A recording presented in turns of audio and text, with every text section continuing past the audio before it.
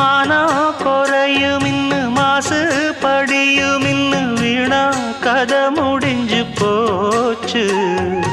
ஈசான மூலையில லேசான பள்ளி சத்தம் மாமன் பேர சொல்லி பேசுது.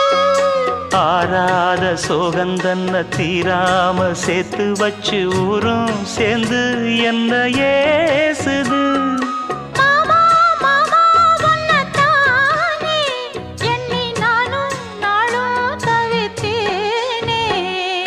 கூண்டுக்குள்ள என்ன வச்சு கூடி நின்ன ஊற விட்டு கூண்டுக்குள்ள போனதென்ன கோலக்கிளியே.